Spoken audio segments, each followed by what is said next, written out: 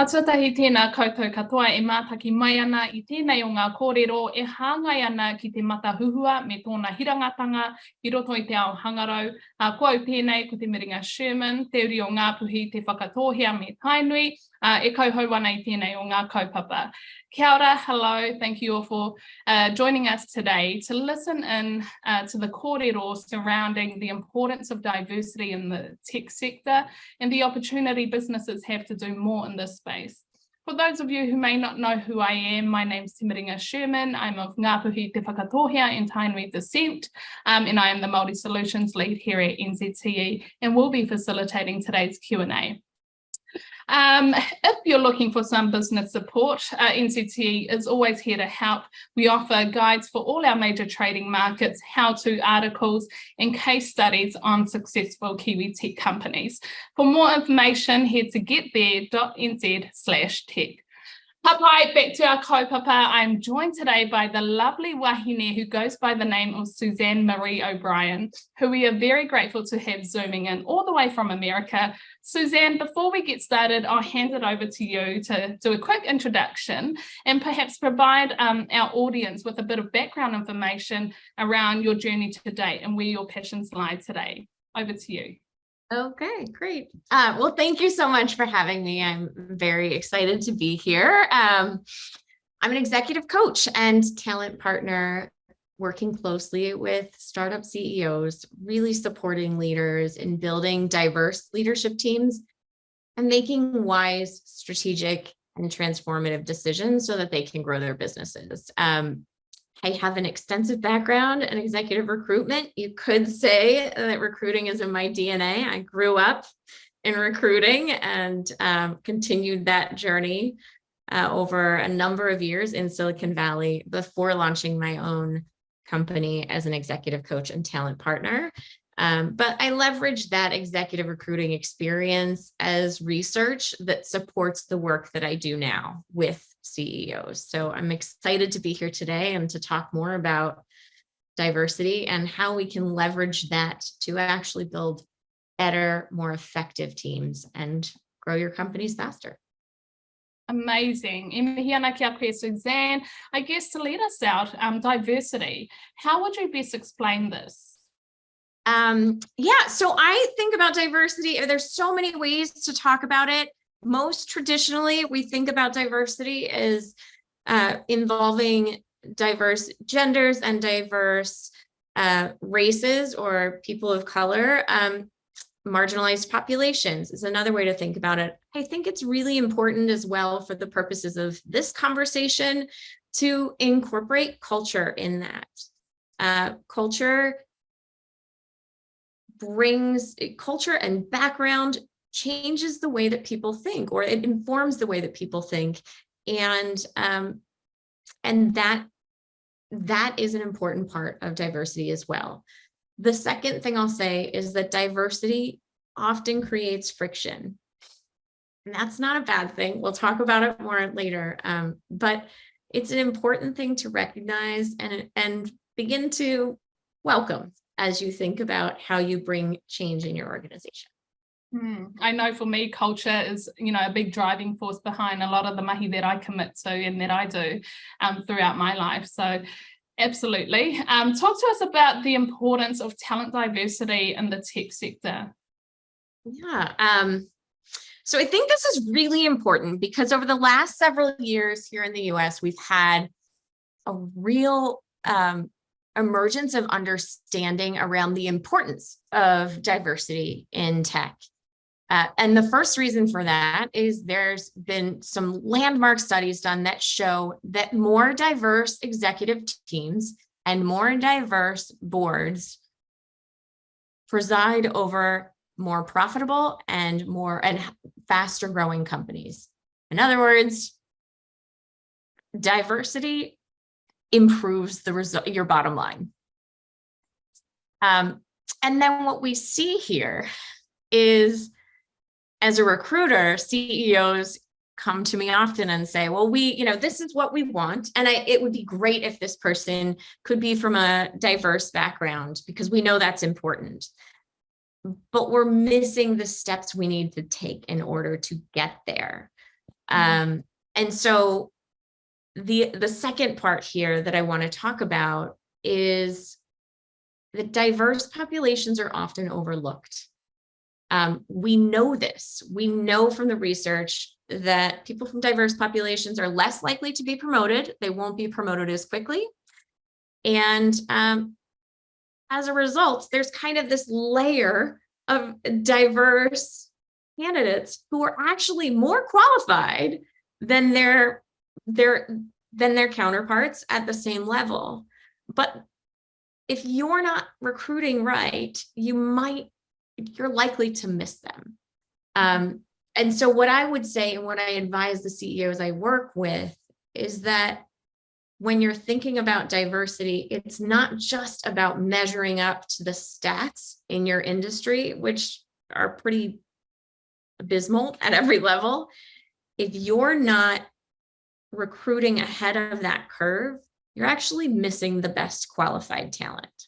And so would you say, how can a CEO assess their approach to diversity? Yeah.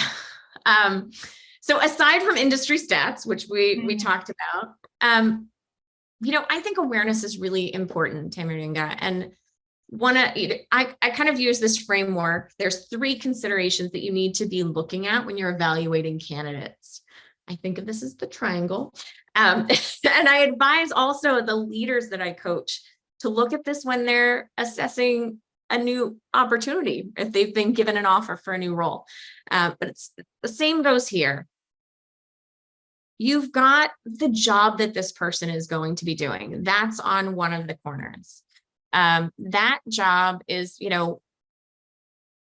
whether they've done it before, can they actually do what you need them to do? Will they accomplish what you need them to accomplish in the next 18 to 24 months? And that's all we're looking at for tech. We're not looking for beyond 24. We're looking for the next 18 to 24. The second thing, which I look at as kind of the top of this pyramid, is do they know the space, the industry, the product, the audience that you're targeting here?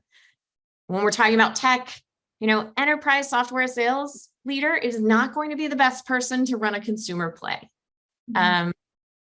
A great example, someone who really understood this and did this really well, is actually Rod Drury from Xero. When he was launching Xero in the US, he hired his first key hire was Jamie Sutherland. Jamie Sutherland was in the US market. He was a Canadian. He'd worked as a vice president and general manager, I believe, of a tech accounting solution for a number of years. So he knew the audience. He understood the geography, because in Canada, any Canadian tech company is expanding quite rapidly in the US. It's kind of happening at the same time for them. He understood the industry and he could do the job. So he met these 2 out of 3 requirements. And I'm willing to bet he met the third one, which is culture. He was a culture fit. The challenge here, and what I hear often from CEOs, is they say, yeah, I care about diversity, but I really want someone who's going to stick around and who's going to get along with our team. I couldn't find any diverse candidates who were a culture fit. And when I hear that, I immediately think we're missing the mark here. We're avoiding friction, and we're assuming that friction is the opposite of cultural fit, and it's not. Jamie was a cultural fit, but undoubtedly had different opinions that he brought to the table. And these differences, though, and culture fit tend to become much greater for people who are in diverse populations, people who are people of color or women, or come from a different cultural background or economic background than you might. So you want to be thinking about how you weigh each of these parts of the pyramid. And I see often that CEOs put so much more weight on culture than they do on all the other areas of this pyramid, and they are equally and all important. You should be hiring for all three. And this is not the meatloaf test. This is not 2 out of 3 is good enough. You have to have all three if you're hiring someone new. Amazing. Okay. I'll pause there. So the 3 key pillars are definitely, everyone should be referring back to the 3 key pillars there of the pyramid that you've just explained. And so what are some of the insights that you're starting to see or have seen throughout the workplace recruitment process when it comes to wahine or women and minority groups in the tech sector? Yeah, I think so. One of the things that I think is really important here is as soon as you can, make sure that you have a partner on the HR side that is their perspective, their expertise is being leveled at the same as every other executive on your team. We know that your growth is 90% dependent on execution, and execution isn't going to happen without an amazing team. And yet so often I see, a VP of sales, a VP of marketing, a VP of finance, and a senior manager or director of HR. If you're doing that, you're missing the mark in terms of someone who can challenge you, who can educate you on a continuous basis about what's possible for you, and make sure that that person is someone who cares about diversity and understands very clearly the link between diversity and profitability and growth. You are doing yourself a disservice if you're not paying attention to that. And you're also doing society as well a disservice. So this is a win-win in my view. Okay, did I answer that question? Yeah, absolutely. Okay. So in terms of how can businesses then turn the dial or flip the switch on their current approach and recruitment process to, I guess, better improve the experience by these groups, being wahine, being minority?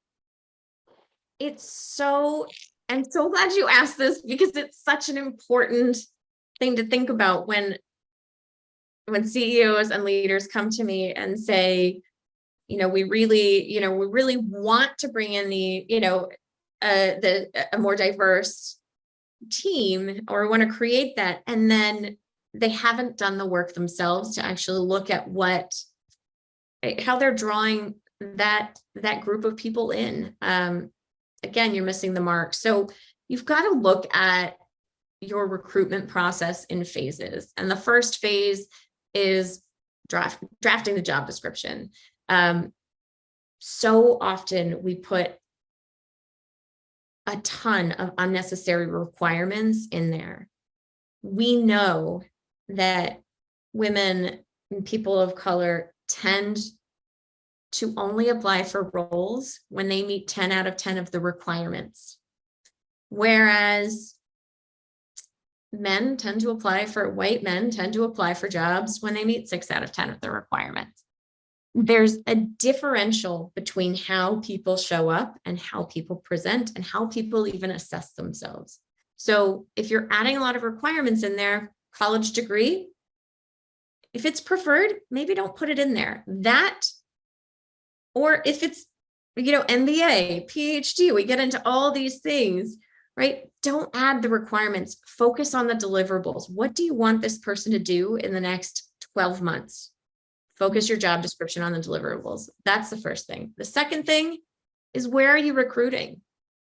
If you're posting this on, just a few job boards, or you're not actually actively going into communities that you are interested in bringing on board, you're missing the mark. Again, it's about accessibility and ensuring that people actually see the ad, see the posting. If you're going through friends, chances are your friends and your colleagues are a lot like you. And so you're not going to get that access and that broader reach that you really want. The third thing is, how are you asking questions and how are you evaluating? Again, we go back to that pyramid. Are you looking at whether they can do the job? Are you looking at whether they know your audience and your target? Or are you getting distracted by how much you like them and how comfortable you are, and whether they are a cultural fit? Culture fit and friction can go really well together. I'm not suggesting you hire someone who is toxic to your culture. I am suggesting that you embrace friction as part of culture fit, and that is something that you want to create in your culture. And then also recognizing that marginalized populations tend to be more humble in their responses. I will hear a lot from, again, I work with women and people of color on their interview skills, and we spend a lot of time working on the use of we versus I. We know that women who advocate for themselves by the use of I are generally judged as less likable. This is not a man versus woman problem. This is a society versus women problem. So they have a choice. They can take credit for their work and you won't like them, or they can give credit to the team and you'll like them, but you won't think they're good. So there's this kind of double bind that women face that men don't, and educating yourself around how you ask questions, how you assess the answers, and recognizing that difference in your audience and your candidates is important for you to understand. Okay, I'll pause there. Yes, absolutely. So with all of that kōrero, and I guess thinking ahead to our next generation, our tamariki mokopuna, we want to ensure that we are creating a better tomorrow and, leaving the world in a better place for the generations to come. What are some learnings and or recommendations you would challenge the tech sector to consider now and into the future? We talk a lot about disrupting. And I would add to that, embrace friction. As an individual, as a CEO, it will take you far. It will help you learn. It will help you grow. As a leader of a team and as a leader of a company, embracing friction will help you build a more diverse team, become more profitable faster, and do good in the world. It's a triple win. You can't lose that way. So embrace friction and the growth that comes with that for you and for your company. There it is. Final last words. Any final last words at your end? I mean, that was pretty strong. That's there in itself. I'll leave it there. I'm always happy to answer questions or support in any way. So I'll leave it to NZTE to make those connections when it makes sense. But it's been an absolute pleasure, and I'm grateful for the opportunity. And I'm so happy for everyone watching that you've taken this step to learn a bit more about what you can do. Ka pai. E mihi nui ana ki a koe, Suzanne. Thank you for taking the time out of your busy schedule to join us today. We hope those of you who are watching that you've enjoyed the session today. And remember, if you've got any global ambitions, to reach out to NZTE. We're always here to help. For more information, head to getthere.nz/tech. Huri noa, tēnā koutou, o tira tēnā rā tātou katoa.